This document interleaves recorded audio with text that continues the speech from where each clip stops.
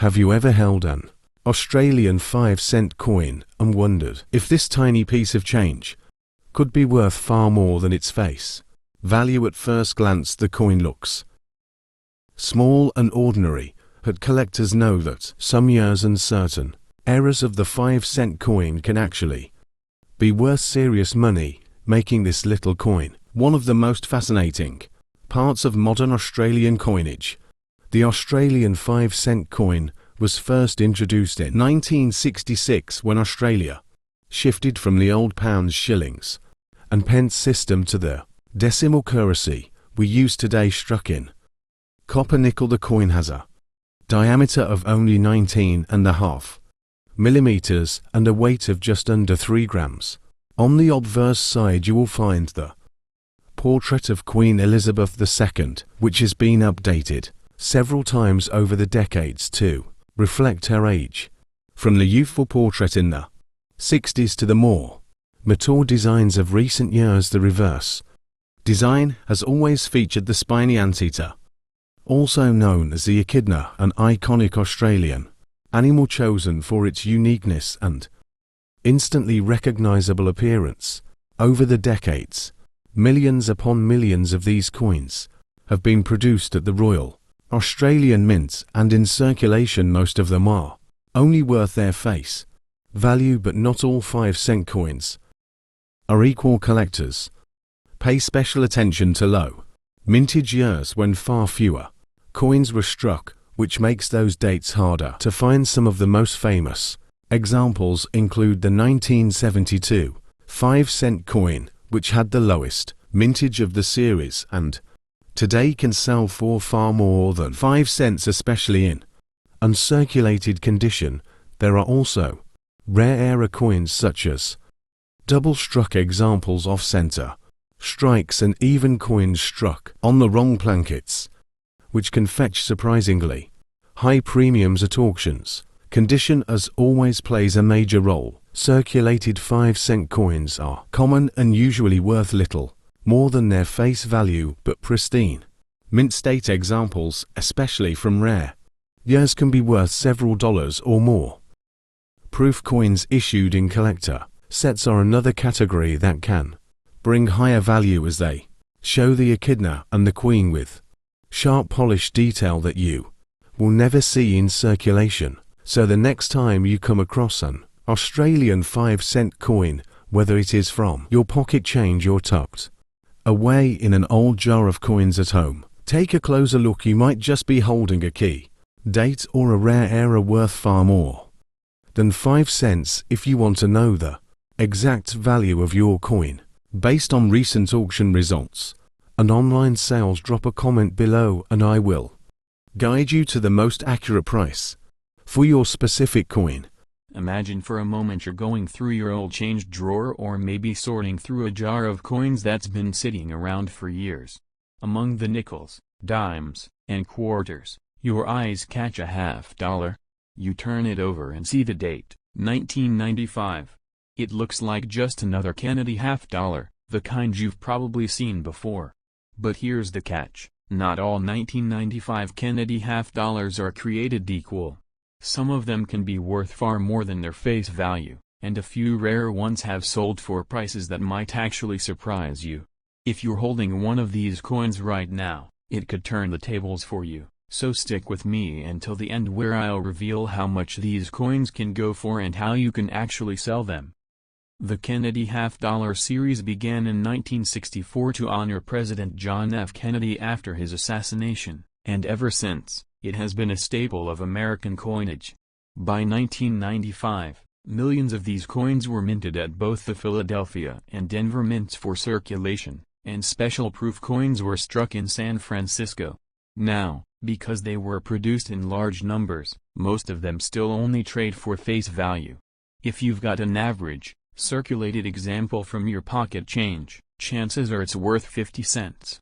But that's not the whole story, because condition, mint mark, and unique errors can push the value much higher. Let's start with mint marks. The Philadelphia coins bear no mint mark, the Denver coins carry a D, and the San Francisco proof coins have an S. The Philadelphia and Denver issues are the ones you're most likely to find in circulation. In circulated condition, they're not rare. But if you happen to come across one in mint state condition, meaning no scratches, no heavy marks, and full luster, the value can jump. Collectors are always willing to pay more for coins that look like they just rolled off the press. On platforms like eBay, MS-65 and higher graded examples have been seen selling anywhere from $20 up into the hundreds depending on eye appeal and rarity of the grade. The San Francisco proof coins from 1995 are another story. These coins weren't made for circulation, they were made for collectors and sold in special sets. They have a mirror-like finish that makes them stand out immediately if you ever see one. Most proof coins are fairly common and may bring just a few dollars, but if you find a 1995 proof in perfect PR70 condition, it's an entirely different game. These flawless coins have been sold at major auctions for prices that can climb into the high hundreds. Errors and varieties are where things get really interesting. During the minting process, mistakes happen. Sometimes coins are struck off-center, other times they might be struck on the wrong planchet, and occasionally die breaks create unusual raised lines or shapes on the coin. Collectors love these mistakes because they're unique. A 1995 Kennedy half-dollar with a dramatic off-center strike or a double die variety can be worth significantly more than a standard issue. In some cases, errors like this have sold for several $100s on auction platforms, and the more dramatic the error, the more collectors compete for it. Now, condition really cannot be stressed enough. The grading scale used by collectors ranges from poor, where the coin is heavily worn, up to mint state grades like MS-67 or MS-68, where the coin is essentially flawless. Each jump in grade can multiply the value of the coin. For example, while a standard 1995 half-dollar in circulated condition might not even get you $1, the same coin in MS-66 could bring $20 to $50, and in MS-67 or MS-68, it could sell for hundreds. That's why grading is the key to unlocking whether you have just a common coin or a real prize. Another detail worth mentioning is that in the 1990s, Kennedy half-dollars weren't commonly used in everyday transactions. Many people simply didn't see them in circulation. Because of this, fewer circulated examples exist compared to quarters or dimes of the same era. That scarcity in daily use gives well-preserved examples even more attention from collectors. So how do you actually know if you've got a valuable coin? Start by checking the mint mark, then carefully examine its condition. If it's a proof coin with an S mint mark and it still shines like a mirror, it could have extra value. If it's a Denver or Philadelphia coin in high mint state condition, it could be a hidden gem. And if you notice anything unusual, like off-center strikes, doubling, or odd features, it may be an error coin worth getting checked. Once you believe you might have something special, the next step is figuring out how to sell it. Many collectors turn to platforms like eBay, where the audience is huge and you can see real-time prices of what similar coins have actually sold for. Remember, don't just look at what people are asking, look at completed and sold listings. That gives you the real market value. High-end coins, especially those that are graded and certified by companies like PCGS or NGC, often perform best in specialized coin auctions. These venues attract serious collectors and can drive the price much higher than a casual online sale. When you're ready to list a coin, photos are everything. Take clear, high-quality pictures of both sides, showing the date, mint mark, and any features that make your coin stand out. Write a detailed but honest description, and be upfront about whether the coin has been graded or not.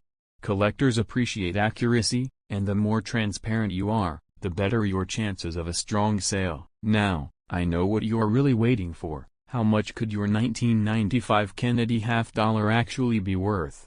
Here's the deal. Some are just 50 cents, plain and simple. Others in higher grades can be worth 20, 50, or even a few $100s. Rare proofs in perfect condition and certain dramatic errors can climb even higher, reaching the kind of numbers that make you double-check your change jar. But instead of me just giving you a flat number, I want you to get involved. Drop a comment below describing your coin. Does it have a mint mark? What condition is it in? Does it have any unusual features? Comment price in the box, and I'll let you know its real value and guide you on the best way to sell it. That way you'll know exactly where you stand, whether you're sitting on just another $50 or a hidden treasure waiting to be discovered.